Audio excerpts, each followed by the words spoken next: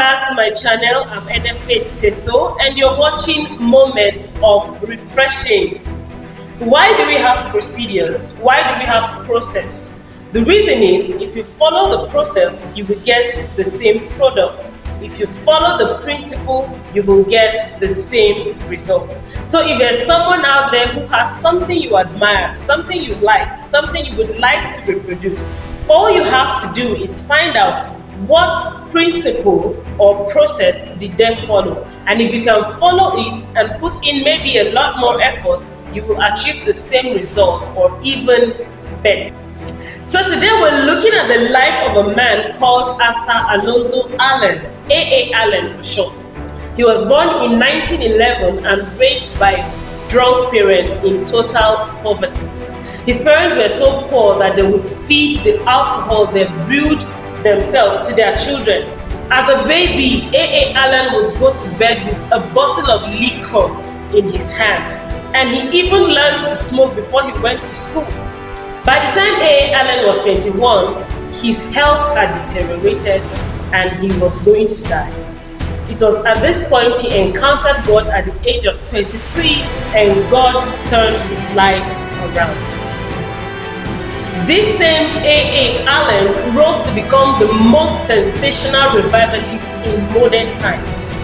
His meetings recorded such amazing testimonies that it was said that his was the greatest revival in Oakland, California. It was said that that man was not afraid to fight the devil. His programs aired in over 40 different radio stations across America. His organization would receive mails from 90 different nations of the world. He published his own magazine called The Miracle Magazine that published over 340,000 copies every year. This man's meetings recorded such amazing testimonies. This one time, there was a woman who weighed over 500 pounds, and when A.A. Allen laid his hand on her, she lost 200 pounds instantly. People in the meeting actually testified that they saw her body shrink. Have you ever seen a faster weight loss program? Now, in another time, it was recorded that a fire was seen burning on top of the tent where he held his meeting, and firefighters ran with their trucks to put the fire out. But when they got there, there was no fire.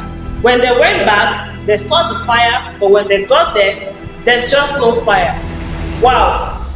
At another time, it was reported by the media that they saw a cross appear on A.A. Allen's forehead, and a flaming fire appeared over the tent where he held his meeting. All of this from a man who grew up with such a background. Wow. What were his secrets? What exactly were the things he did to reach this result? It was said that A.A. Allen seemed to never have enough of the Bible. He would go to the fields and read the Bible from cover to cover. He was always just interested in reading the Word of God. Record also has it that A.A. Allen was a man of prayer. He had a desire and strong determination to find the secrets of God's working power. And so he gave himself to prayer, to fasting, and to seeking God.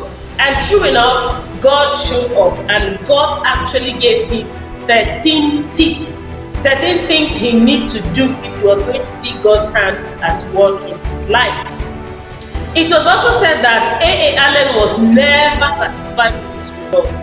He always strove more, he always worked hard, he always threw himself into all of his projects. It was said that he never allowed any of his work to suffer. He handled all of his ministries with utmost care and attention. A.A. Allen was also a go-getter. If he set his mind to something, he always ensured it was done. There was this one time he submitted a radio program proposal to the church board, but they turned it down. A.A. Allen was so devastated and actually went into another room to cry, literally. He was such a person. If he put his mind to something, he always made sure he got it done. Also, A.A. Allen Allen was a man who thrived on persecution and pressure. Where there's pressure and persecution, he doesn't give up. In fact, those difficulties actually propel him forward. They give him the energy and the encouragement to actually move forward instead of giving up as many other people. How amazing, really.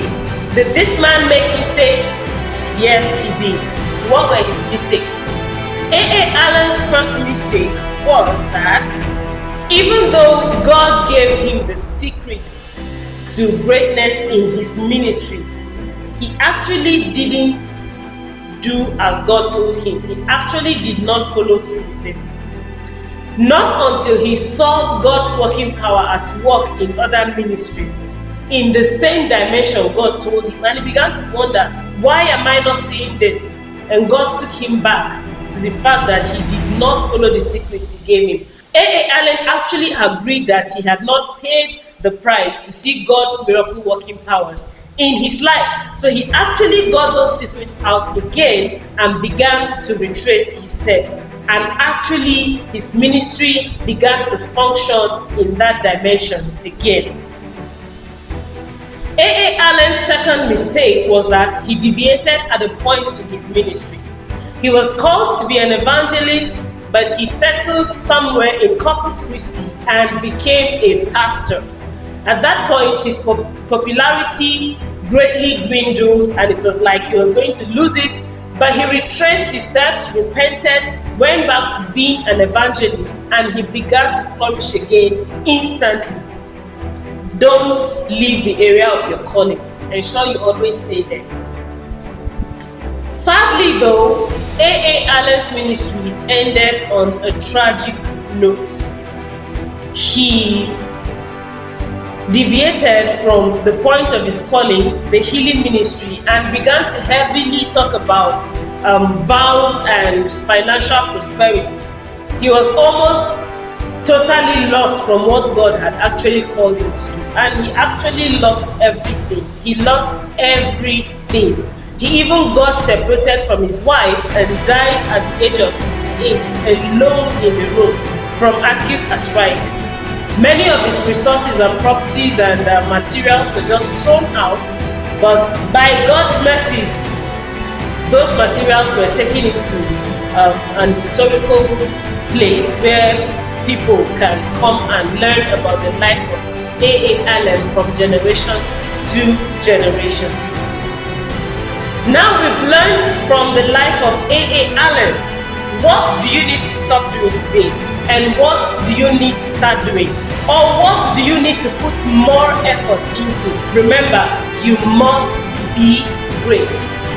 Thank you so much for watching this episode. I'll see you in the next one. If you have not subscribed yet, now is a good time to do so. And don't forget to turn on the notification bell. Bye.